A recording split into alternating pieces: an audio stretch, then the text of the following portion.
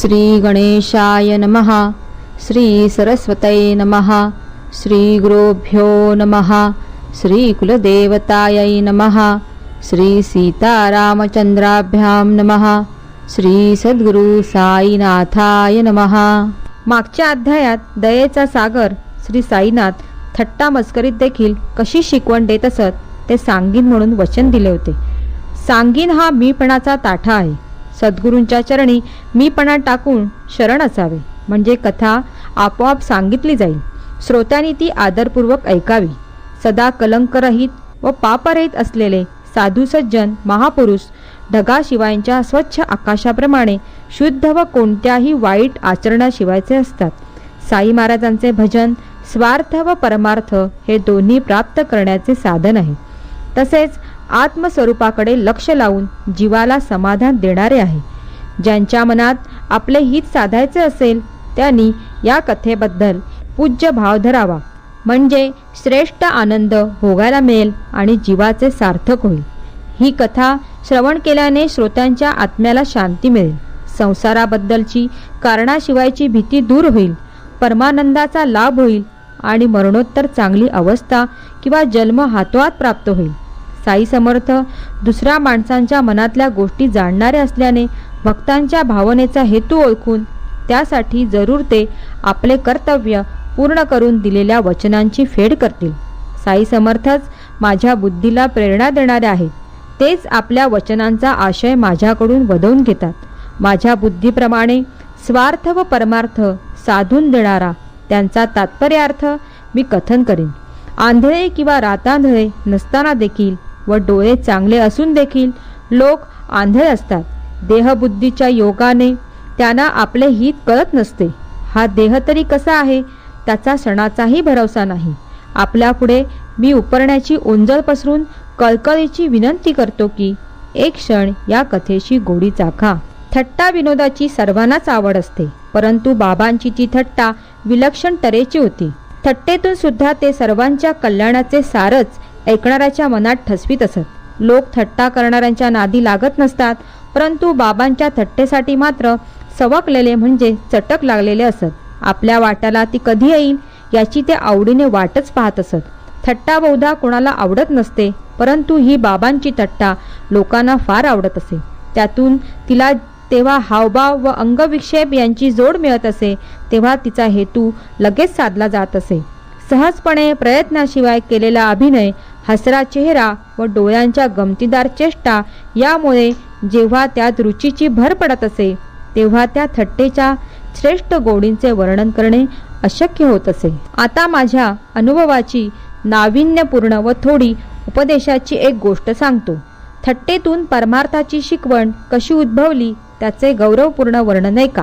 प्रत्येक रविवारी शिर्डीत आठवड्याचा मोठा बाजार भरतो.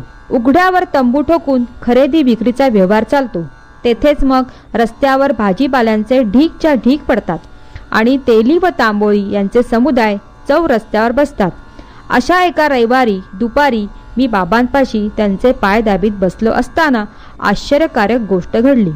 दुपारचा तो दरबार नेहमीच फार खच्चून भरत असे. त्यातून रविवार व बाजारचा दिवस असल्याने पुष्कळ लोकांची अनिवार गर्दी लोटली होती. बाबांच्या समोर उजव्या बाजूला बसून खाली मान घालून नामस्मरणासह मी हळूहळू त्यांचे पाय दाबीत होतो. माधवराव डाव्या हाताला, वामनराव उजव्या हाताला व श्रीमंत गोपाळराव बुट्टी त्यांच्या नेहमीच्या जागी बसलेले होते. काकासाहेब दीक्षितही तेथेच बसलेले होते. तितक्यात माधवराव हसले आणि का अण्णासाहेब, हे दाणे कसले चिकटलेले दिसत आहेत असे म्हणत त्यांनी माझ्या कोटाच्या बाहीला बोटाने स्पर्श केला. तर त्या कोटांच्या वळकट्यामधून दाणे आढळले. ते कसले म्हणून पाहू जाता आणि डावे कोपर लांब करता खाली फुटाणे गडगडत पडताना आणि मंडईत टिपताना दिसले. मंडईने टिपून टिपून गोळा केले ते 5-25 फुटाणे भरले आणि तेच थट्टेला कारण झाले. हे असे कसे घडले यावर मंडईचे तर्क चालले. जो तो विचारात गर्क झाला. फुटाण्याचा कोटाशी संपर्क कसा आला याचे सगळ्यांना आश्चर्य वाटले. खाकी कोटाच्या वया त्या किती आणि त्यात हे एवढे दाणे राहिले तरी कसे, हे कोठून कसे आले हे कोणालाही निश्चितपणे कळेना. मी नामस्मरणी लय लावून बाबांचे पाय चेपीत असता हे मध्येच फुटाण्याचे आख्यान कोठून उत्पन्न झाले? इतका वेळ सेवा करीत होतो तेव्हा हे का मुळीच पडले नाहीत? इतका वेळ तेथे राहिलेच कसे? याचे सगळ्यांच्या मनाला आश्चर्य वाटले. ते फुटाणे कोठून आले? कोटाच्या बाहीच्या वळीत ते अडकून राहिले कसे? याचे जो तो आश्चर्य करू लागला. तेव्हा मग बाबा काय म्हणाले ते ऐका. बोध देण्याच्या अनेकाच्या अनेक वेगवेगळ्या पद्धती असतात. साई महाराज ज्याची जशी पोहोच किंवा प्रगती असेल त्याप्रमाणे त्याला शिकवण देत असत. त्यांची पद्धत विलक्षण होती आणि त्यांची रीत फार मजेची व आठवणी ठेवण्याजोगी होती. दुसरीकडे पाहिल्याचा किंवा ऐकल्याचा अनुभव मला नाही. बाबा म्हणाले, या हेमाडपंताला एकटे खाण्याच्या आवडीची वाईट सवय आहे. आज बाजाराचा दिवस साधून हा भरपूर फुटाणे खाऊन आला. एकटे खाणे बरे नव्हे, पण याची खोड मला माहीत आहे. हे फुटाणेच त्याची साक्ष आहे. त्यासाठी उगाच आश्चर्य कशाला करायचे? त्यावर मी म्हणाले, कोणाला दिल्याशिवाय एकटे खाणे माझ्या मनाला ठाऊक नाही. या वाईट सवयींची वार्ता मला लागू केली तरी लागणे शक्य नाही. बाबा, मी आज या घटकेपर्यंत शिर्डीचा बाजार पाहिला नाही. तेथे गेलो तरच फुटाणे घेणार आणि खाण्याची गोष्ट तर मग नंतरच. दुसऱ्या कोणाला फुटाणे एकटे खाण्याची गोडी असेल, परंतु मला तशी खोडी नाही. दुसऱ्या कोणाला आधी थोडी दिल्याशिवाय कोणती वस्तू मी तोंडात टाकीत नाही. त्यावर मग एखाद्याची आपल्या पायी भक्ती जडवण्याची बाबांची युक्ती पहा. माझे स्पष्टीकरण ऐकून ते काय म्हणाले तिकडे लक्ष द्या. जवळ असेल त्याला तू देतोस, पण कोणी नसेल तर तू तरी काय करणार? मी सुद्धा अशा परिस्थितीत काय करणार? पण मला आठवतोस का? मी नाही का तुझ्याजवळ? मला एखादा घास देतोस का? अशा प्रकारे फुटाण्याचे केवळ निमित्त करून बाबांनी एक कायम टिकणारे तत्व ठसविले. इंद्रियाधिष्ठित व इतर देवता, प्राणापानादी पंचप्राण व ग्राहपत्यादी पंचाग्नी यांना फसवून आणि वैश्वदेवानंतर अतिथीला सोडून जे लोक जेवण करतात त्यांचे ते अन्न दूषित समजावे. हे दिसायला अगदी लहान तत्व वाटले, परंतु व्यवहारात लावले तर ते अतिशय महत्त्वाचे आहे. हे लक्षात येईल. जिभेने घेण्याबद्दल म्हणजे तोंडाने काही खाण्याबद्दल जे सांगितलेले ते फक्त किंचित लाक्षणिक सांगणे झाले. खऱ्या अर्थी हे पाचही विषयांसाठी आहे. ज्या माणसाला विषयांचा उपभोग घेण्याची हाव असते त्याला परमार्थाचा लाभ होत नसतो. विषयांवर जो ताबा मिळवतो त्याचा परमार्थ दास होतो. यदा पंचामतिष्ठन्ते ज्ञानानि मनसा सह बुद्धिश्च न विचेष्टती तामाहु परमागतिम. योगाभ्यास करता करता जेव्हा मनासहित पाचही इंद्रिये अगदी स्थिर होतात आणि बुद्धी देखील कोणतीही चेष्टा करण्याचे थांबविते, त्या स्थितीला योगाची सर्वोत्तम स्थिती म्हणतात. असे जे कठोपनिषदाच्या अध्याय 2 वल्ली 3 मधील या मंत्रात म्हटले आहे ते बाबा या थट्टेच्या निमित्ताने आणखी ठसवीत होते. शब्द, स्पर्श, रूप व गंध या बाकी 4 विषयांचा या गोष्टीशी संबंध आहे हे दाखवून प्रस्तुत कथेशी जुळणारे किती बोधप्रद बाबांचे हे व्याख्यान. बाबा म्हणत, मन, बुद्धी वगैरे इंद्रियगण विषयांचा उपभोग घेण्यास लाचावले की भक्ताने आधी माझे स्मरण करावे, म्हणजे ते विषय हळूहळू मलाच अर्पण होतील. इंद्रिय विषयांशिवाय राहतील असे कधीच घडणार नाही, परंतु त्यांना जर गुरुचरणी अर्पण केले तर त्यांच्याबद्दलची आसक्ती सहज कमी होईल. कोणती इच्छा उत्पन्न झाली तरी ती माझ्याविषयीच करावी. राग आला तरी माझ्यावरच रागवावे. अभिमान, दुराग्रह इत्यादी सुद्धा भक्तांनी माझ्याच पायी समर्पण करावे. काम, क्रोध, अभिमान वगैरे वृत्ती जरी कडकडून उफाळून आल्या तरी त्या एका माझ्याकडे नेम धरून सरळ सोडून द्याव्यात. या रीतीने क्रमाक्रमाने असल्या वृत्तींच्या श्रीहरी नायनाट करील आणि या काम, क्रोध, अभिमानरूपी विषारी त्रिकुटांच्या लहरी तो गोविंद दूर करील. किंबहुना या सदा शुद्ध मनोवृत्ती माझ्या स्वरूपातच लय पावतील किंवा त्या माझे स्वरूपच बनतील आणि माझ्या ठिकाणी शांत होतील. असा सराव होत गेला म्हणजे वृत्ती आपणच शक्तीन होतील आणि कालांतराने त्यांचे निर्मूलन होऊन मन वृत्तीशून्य होईल. गुरु सर्व काही जवळ आहे अशी ज्याची भावना पक्की झाली असेल त्याला विषय अशा प्रकारे कधीही त्रास देत नसतात. जेथे असली चांगली भावना रुजली असेल तेथे संसाराच्या बंधनाची उकल झाली असे समजावे. प्रत्येक विषयामध्ये गुरु प्रगटला किंवा विषयांच्या रूपाने गुरु स्वतःच नटला म्हणजे थोडा सुद्धा विषयांचा उपभोग घेऊ लागला. बाबा अगदी जवळ आहेत या भावनेमुळे ते विषय भोगण्यास योग्य आहेत की अयोग्य आहेत याचा विचार मनात उठेल. असेव्य विषय सहजच सुटतील. व्यसनी भक्तांचे व्यसन मोडेल आणि दृढ अभ्यासाने मन मूळ ठिकाणी वळवले म्हणजे असेव्य विषय भोगणे त्याला नकोसे होईल. मग तो विषयांना दाबत ठेवण्यासाठी तत्पर होईल. वेद हे त्या सर्व नियमांचे मूळ स्थान आहेत. त्यातील नियमांप्रमाणे तो मग विषयांचे सेवन करील आणि मन मानेल तसे आचरण करणार नाही. अशी मनाला सवय लागली म्हणजे विषयांबद्दल विचार क्षीण होत जातील आणि गुरुभजनाची आवड उत्पन्न होऊन शुद्ध ज्ञानाला अंकुर फुटेल.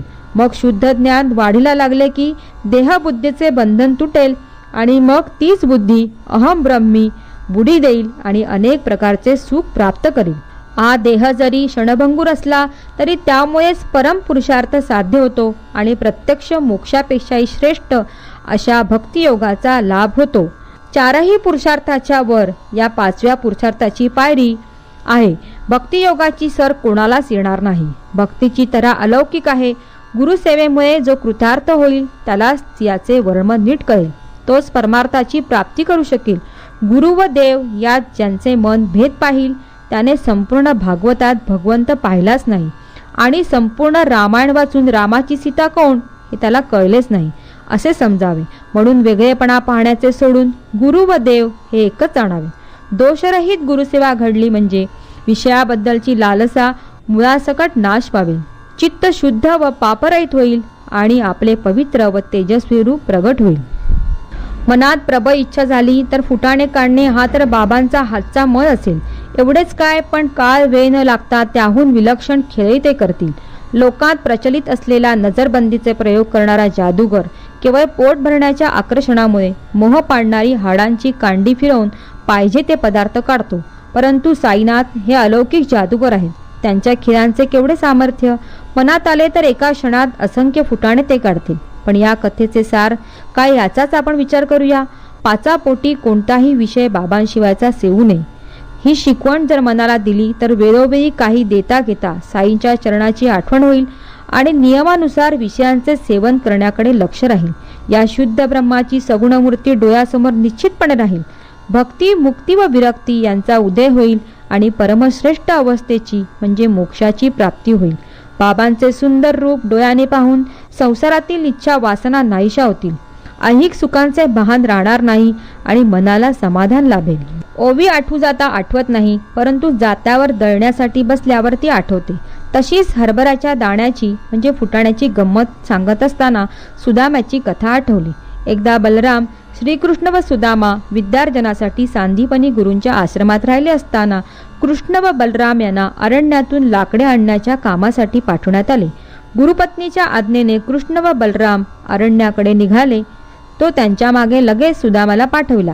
त्याच्यापाशी गुरुपत्नीने चणे दिले आणि अरण्यात फिरताना भूक लागली तर हे चणे तुम्ही तिघेही खा असे सांगितले.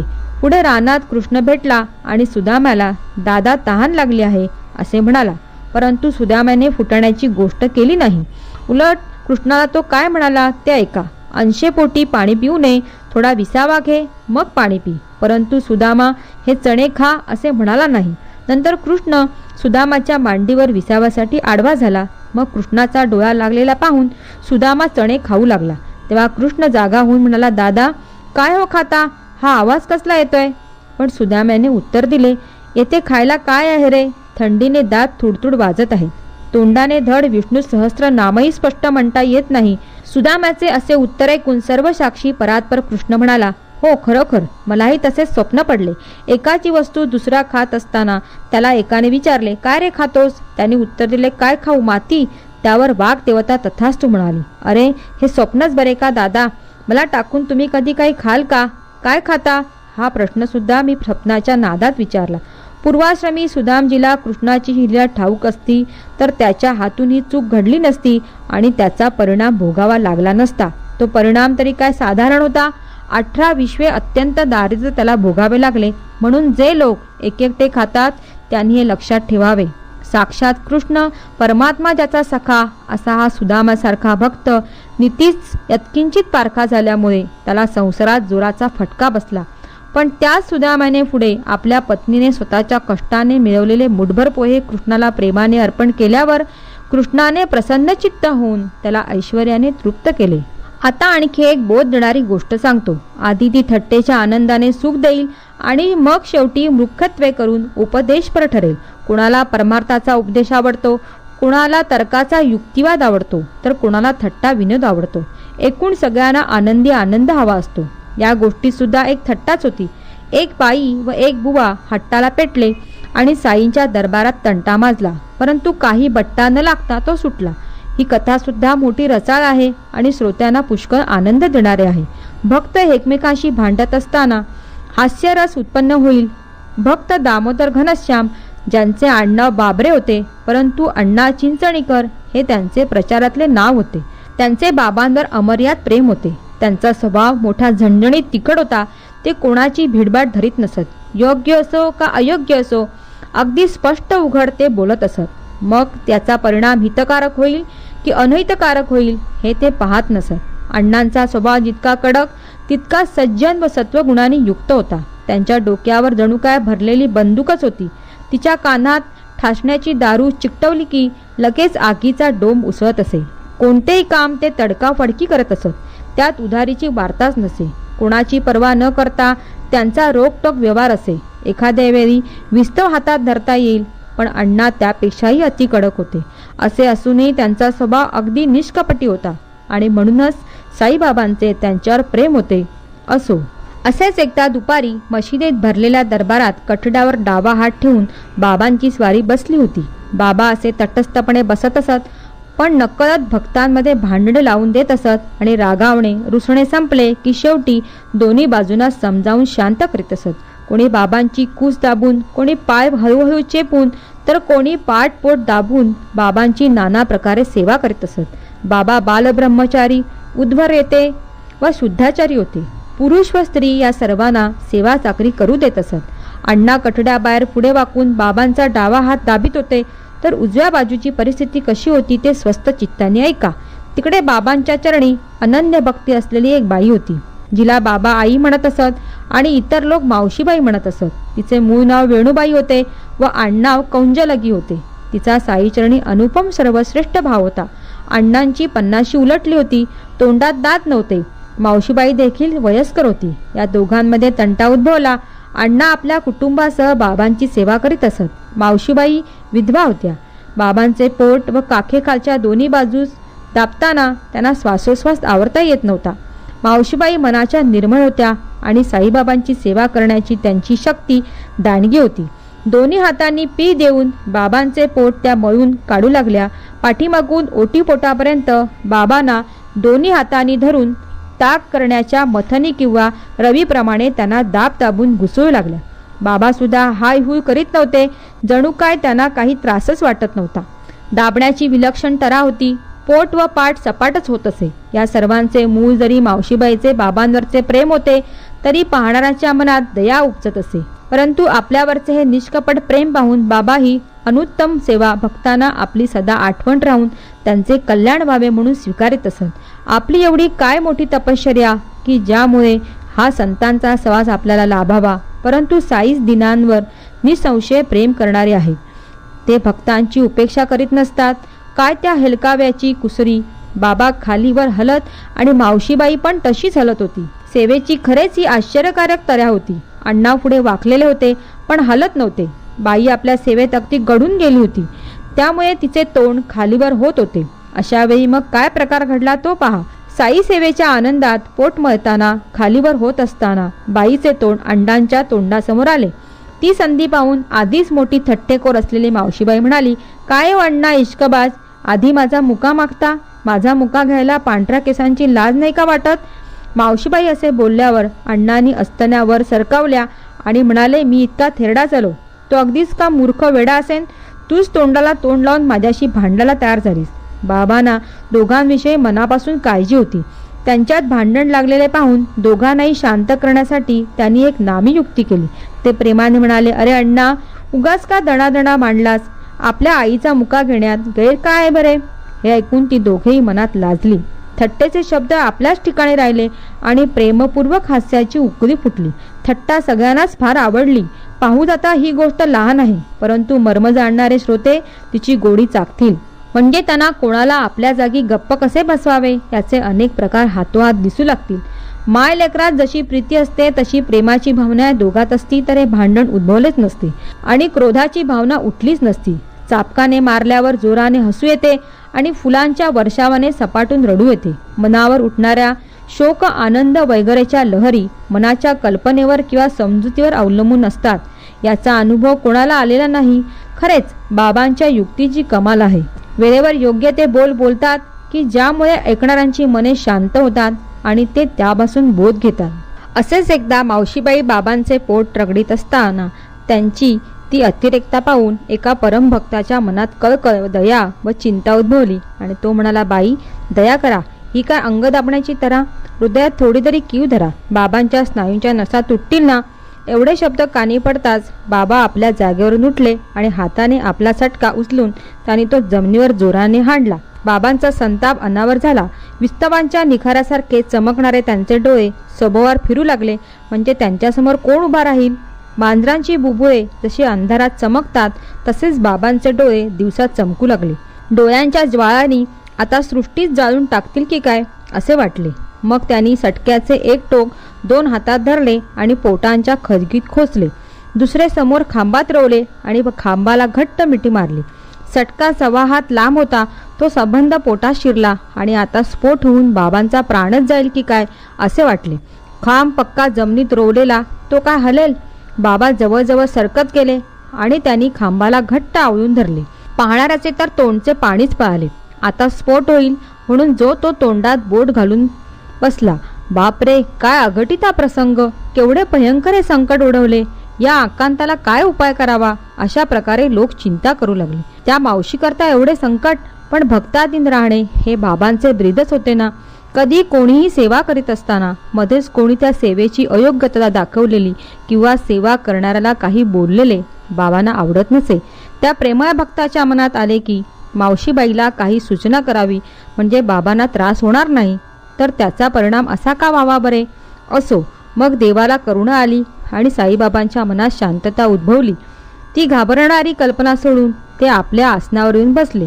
तो प्रेमळ भक्त जरी निधडा होता तरी बाबांचा करडा स्वभाव पाहून त्याने कानाला खडा लावला आणि पुढे कसे वागायचे याचा बोध घेतला. तेव्हापासून निश्चय केला की सेवा करणाऱ्या कोणाच्या वाटेला जाऊ नये. ज्याच्या मनात जसे येईल तसे करू द्यावे. साई समर्थ स्वतः शक्तिशाली आहेत. सेवा करताना कोणाला अटकाव करायचा किंवा कोणावर कृपा करून त्याला ती मनसोक्त करू द्यायची हे ते जाणतात.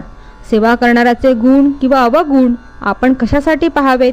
एकाची सेवा साईबाबांना सुखदायक वाटते आणि दुसऱ्याची तीव्र वेदना देणारी किंवा झोंबणारी वाटते. हे तरी आपल्या बुद्धीचेच भावना तरंग आहेत ना. खरा प्रकार कोणालाच कळत नाही. असो, आता हा थट्टा विनोद पुरे. घेणारा यापासून बोध घेईलच. साईच्या कथेचा स्वाद व वास भ्रमररूपी फक्त सेवन करत. हेमाडपंत साईचरणी लीन झाले आहेत. पुढील अध्याय याहीपेक्षा श्रेष्ठ असेल. दयेचा सागर साईबाबा भक्त दामोदराची इच्छा पूर्ण करतील. तोही मोठा चमत्कार आहे. दामोदर संकटाने फार त्रासलेले होते.